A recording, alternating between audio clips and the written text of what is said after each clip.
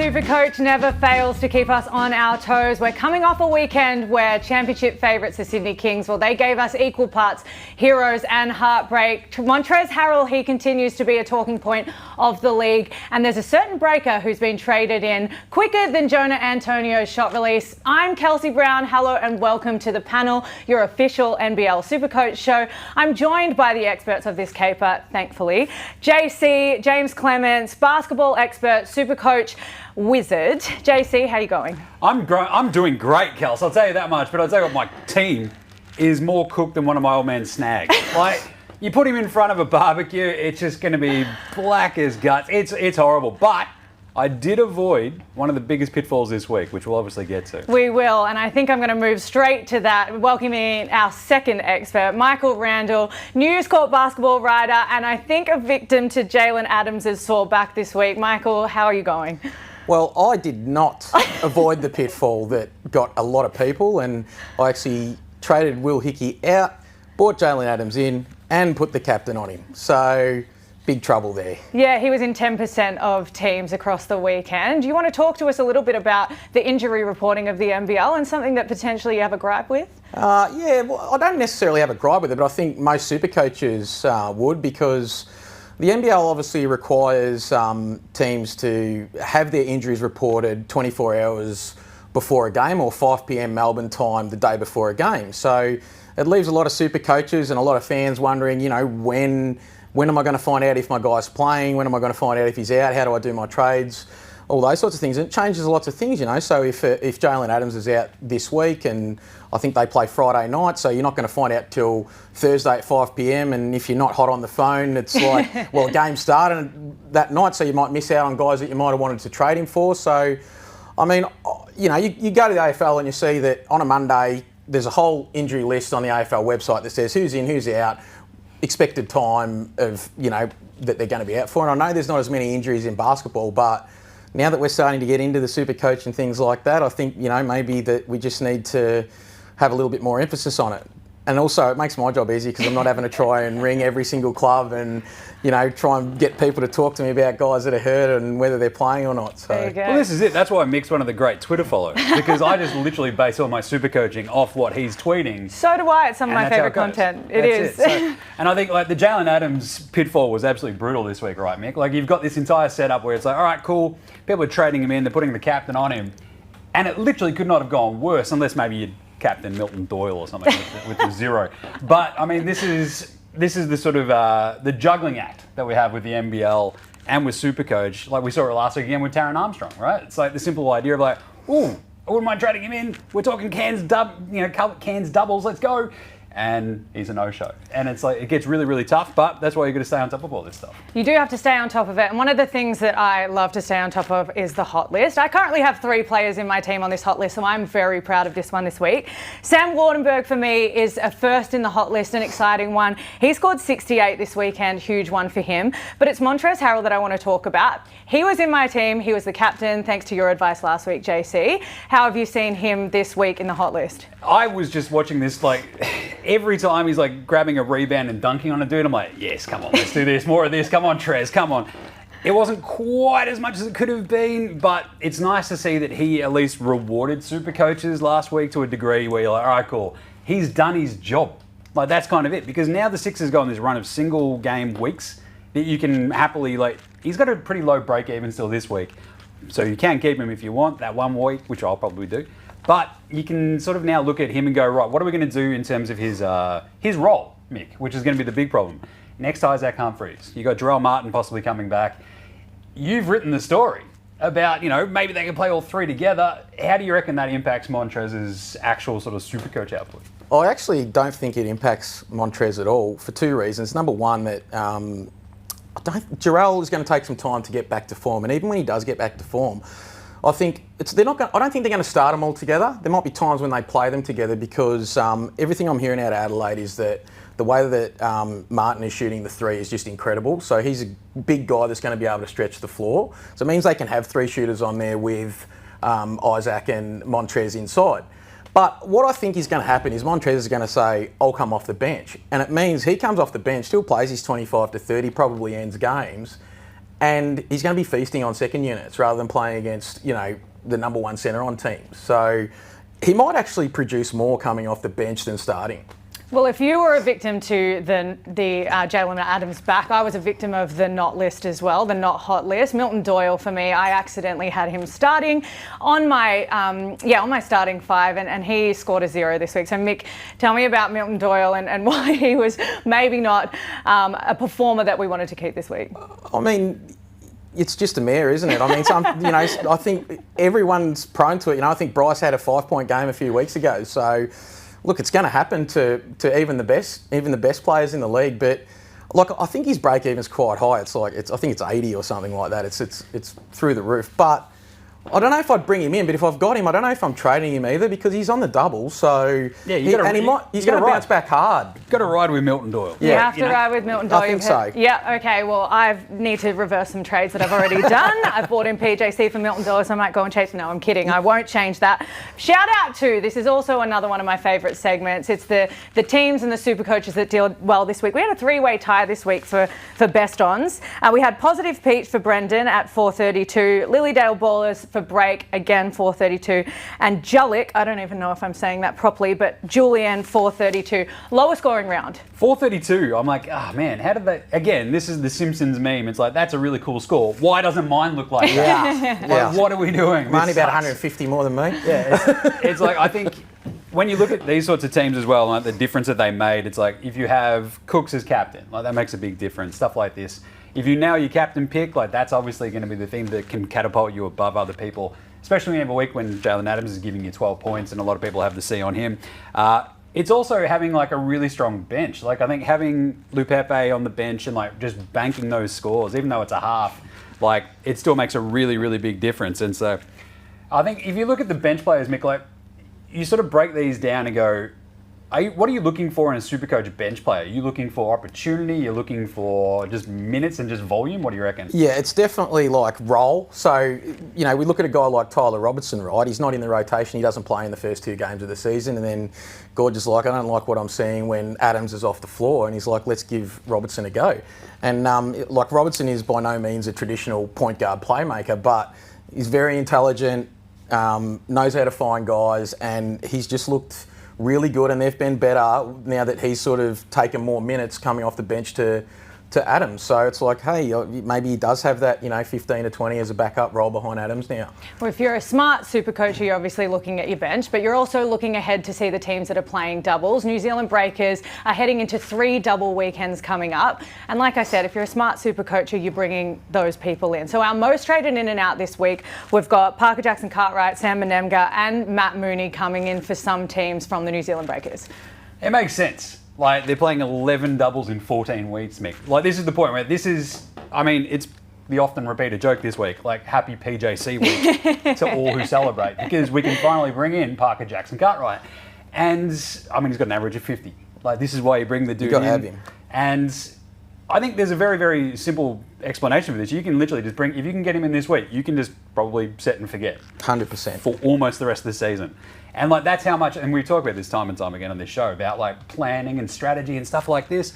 And quite simply, like if you plan to build around PJC and then keep this one in mind, Perth, when they have a massive string of doubles in a couple of weeks' time, you might be able to have PJC on one guard spot, locked and loaded for the rest of the season, then Bryce Cotton in the other, and you are done and dusted. So that's kind of like the setup. It's like, let's go PJC. Let's look at this, the schedulizer, basically where you go Breakers and Jackies on a double this week. But then, the next couple of weeks, you've got United, you've got the Kings, you've got Southeast Melbourne, Phoenix, like just rocking out these doubles time and time again, so you can make all your nice little other moves outside of PJC as long as you knock that over this week. Well, that's PJC, but Mick, I want to ask you about Sam Menemga. He played his first 2 rounds, 29 minutes and 22 consecutively. He's putting out some great output as well. Yeah, I think Capone obviously really likes him and wants to use him a lot, and he's so well priced if he's going to produce like that as well. And if you can get a 25 to 35 out of him, which he's capable of across 2 games at 180k or whatever he is, you're going to be looking at a huge price. It's not even 180k. It's 154. There you go. It's crazy. And this is the big question we're all going to have of do you trust Menemga to keep that rolling week in, week out?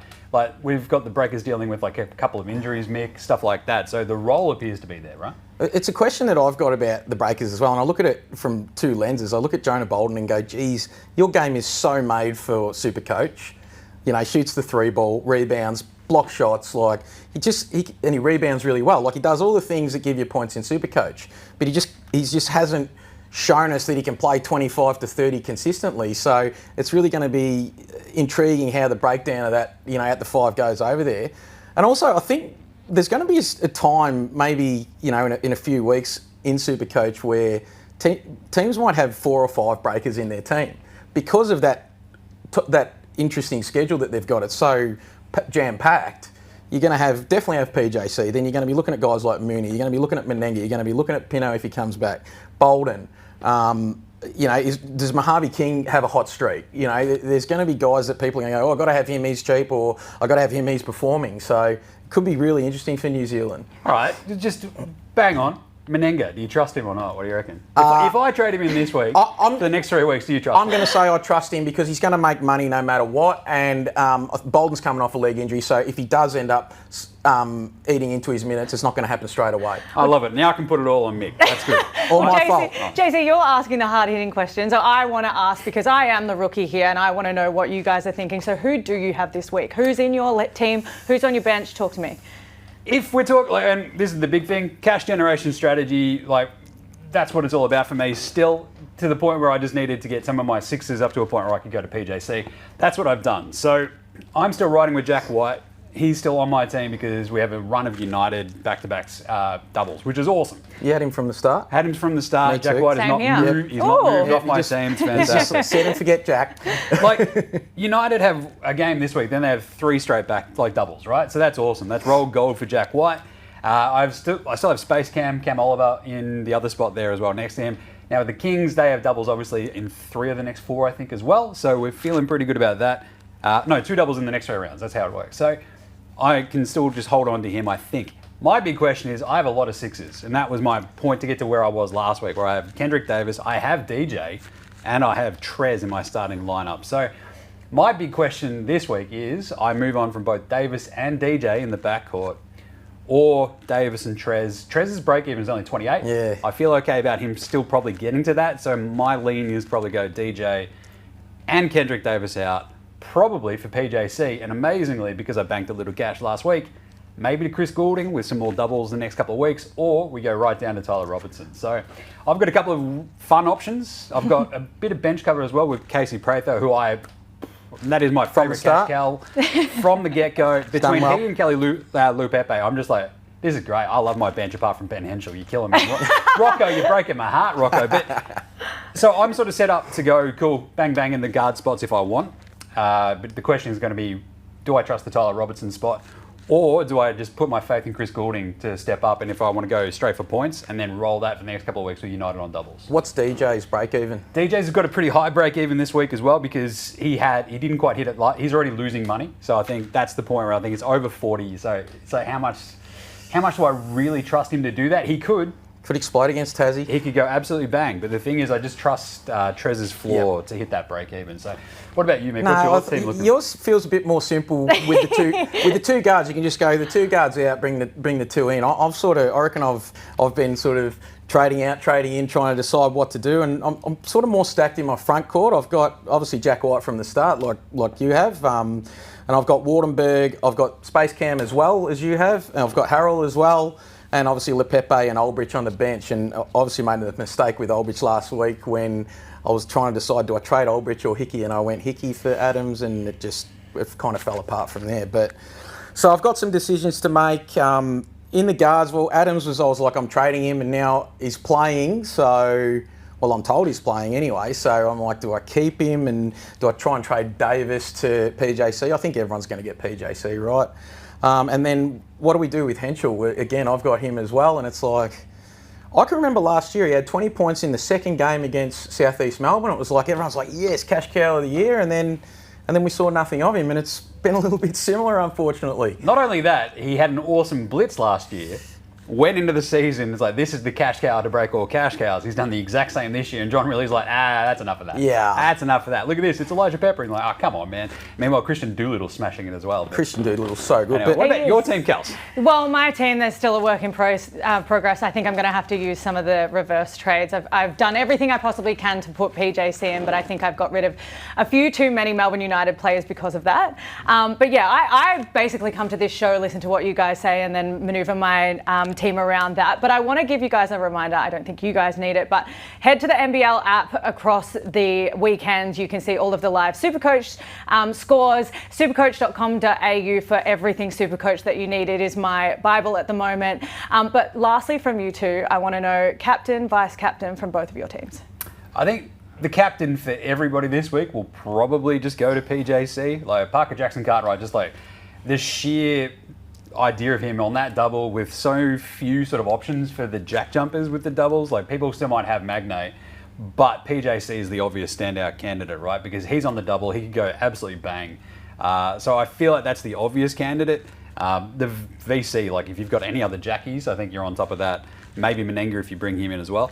But yeah, that's where I sort of land on this, and I think it's PJC's the obvious one. Yeah, look, I mean, I can't disagree with that. I think PJC's number one, isn't he? I mean, do you want to go for a POD and hope Milton bounces back and put the C on him? I mean, it's scary, but if you want to take a risk, he's capable of big scores, so he'd be the other one that you'd think about. Nice one.